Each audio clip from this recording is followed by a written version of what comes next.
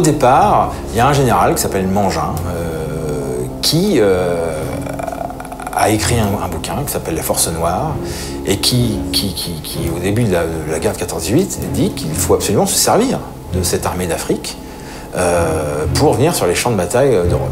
Alors en fait, l'album part de l'idée que l'armée d'Afrique, c'est-à-dire les tirailleurs algériens et sénégalais, ont été massivement employés dans les dernières années de la Première Guerre mondiale. Et on avait envie de raconter une espèce d'histoire doublée comme ça, à la fois les aventures d'un tirailleur sénégalais qui vient de Côte d'Ivoire et qui arrive donc dans l'enfer de la Première Guerre mondiale, et en contre-champ avoir cette idée d'un officier français qui va à la fois se prendre d'amitié pour lui et l'évolution de cette amitié dans les tranchées jusqu'à la conclusion de 1917.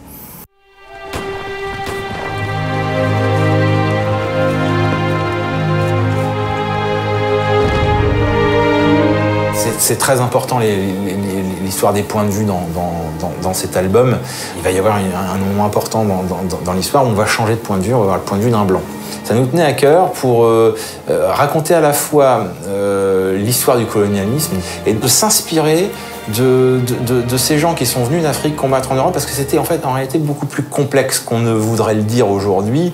C'est pas que de la chair de canon qu'on est allé prélever en Afrique. Il faut savoir que notamment beaucoup d'officiers français ne voulaient pas commander de soldats noirs. Donc c'est vraiment toute l'histoire du XXe siècle qui commence avec la guerre de 14-18, et ça nous a vraiment inspiré. La difficulté sur l'ensemble de l'album, en fait, c'était de faire quelque chose qui serait impeccable historiquement, notamment au niveau de tout l'équipement, des uniformes, des choses comme ça. Moi, j'ai été très surpris qu'il y ait à l'intérieur, sur l'internet, des réseaux de personnes extrêmement pointues, et qu'on peut remercier d'ailleurs au passage.